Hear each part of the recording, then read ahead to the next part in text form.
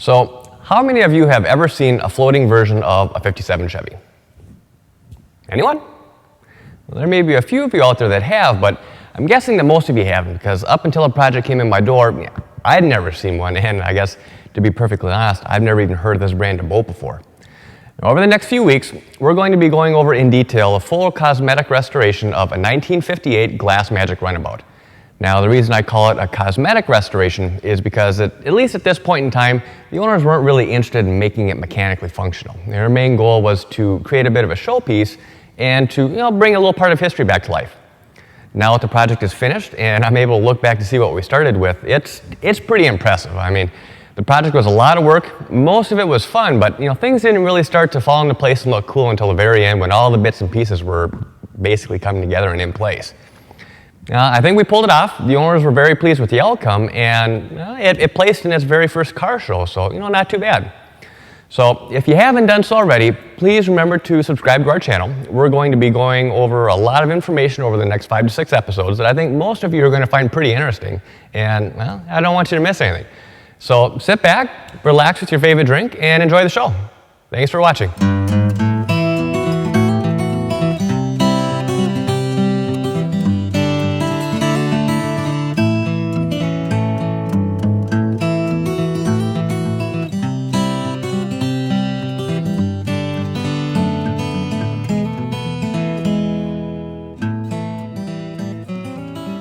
So here's been my baby for the past 2.5 months. This is a 14-foot Glass Magic Playmaster, originally built in 1958.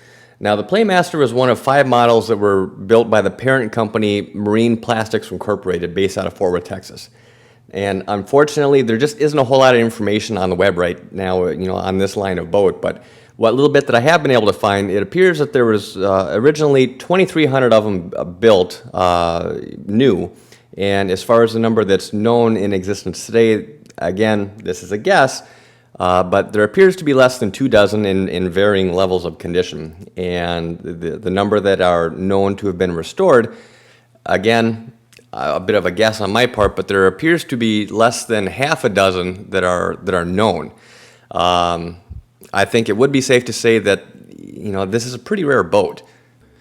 Now, as you can see by the design, this was built back in the Big Fin era. And at the time, a lot of the boat builders were modeling their designs after the cars. Some were modeled after the Cadillacs and Buicks and Fords, but this one appears to be leaning a little bit more towards the Chevys. This little girl needs an awful lot of work, and we're going to take really good care of her, but the first step in all this, fortunately or unfortunately, is diving in and ripping everything apart. And the best man for that job is this guy. This is my buddy Jesse, who's going to be helping me out on the project for a little bit. And he's also getting married this weekend, so let's wish him and his bride-to-be a happy life together.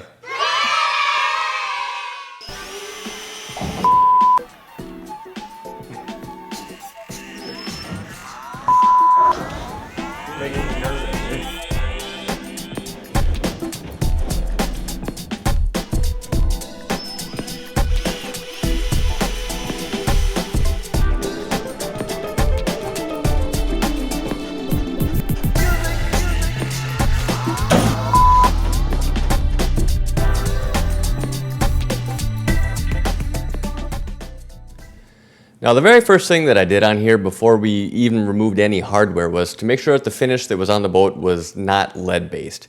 So went out, bought a little kit at the hardware store, came back, tested it. Actually, I tested it 3 or 4 times just to make sure. And it came back lead-free. So after we got the green light with that, we started removing the old finish. And oddly enough, the thing that we found that worked best was just going over it with a chisel, a good sharp chisel. We started off using some sandpaper, and the finish was so hard that the paper just wouldn't bite it. Now, the hull, on the other hand, was a different story. I'm assuming just because it didn't bake in the sun for 53 years. But for the hull, we were able to use a product called Aquastrip. And it's a water-based stripper, and you basically just slather it on and let it sit for, I think we usually let it sit for about 4 or 5 hours at minimum. And then at that point, it softens the paint enough where you can come back with the chisel and it just peels right off. This was the only aspect of the boat that actually went smooth. And since I had been down this road before using the stripper, I knew it was going to be pretty messy. So luckily we had left the boat on the trailer still, so we moved it around, laid down some heavy plastic on the floor. Actually, I think we ended up using some shrink wrap, and moved the boat back over just to catch all this stuff, just because I didn't want to have paint landmines on my cement, and it worked really well.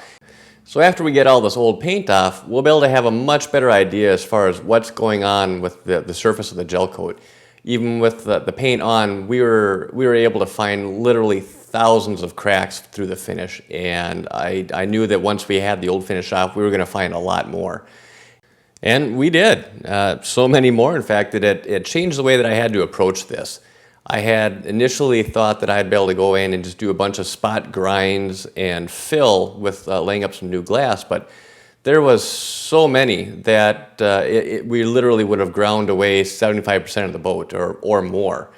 So the way that we decided to approach this was to go ahead and grind out what we found as the worst areas, and then decided that we were going to be laying up basically 2 new layers of chopped strand glass over the entire boat just to stabilize the surface.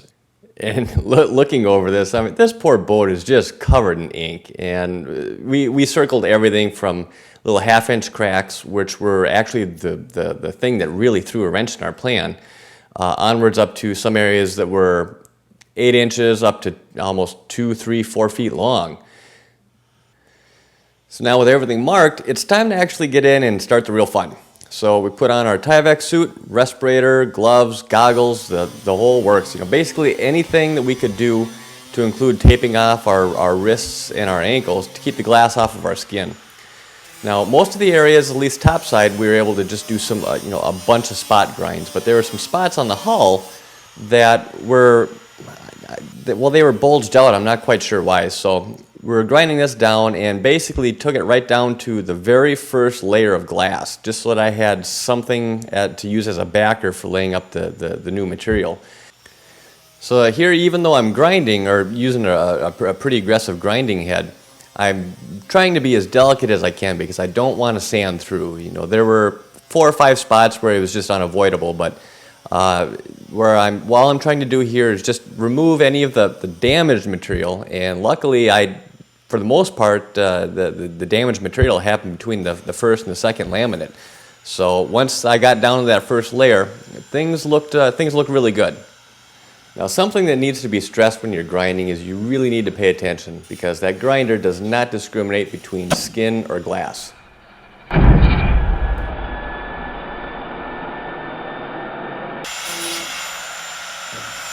After about 4 or 5 hours of grinding, I've gotten pretty much all the areas that I really wanted to get. So now it's time to clean it up and bring it back inside so we can assess the damage.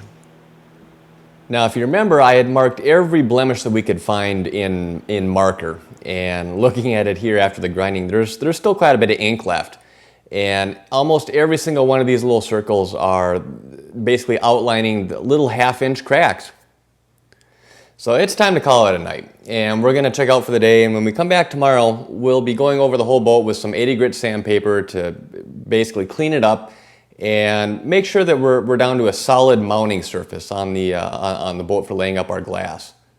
But for right now, I feel pretty good about how things look. So in the next episode, we're going to go ahead and outline phase 2, which will be basically laying up a lot of glass. So I hope you join us and you enjoyed the show.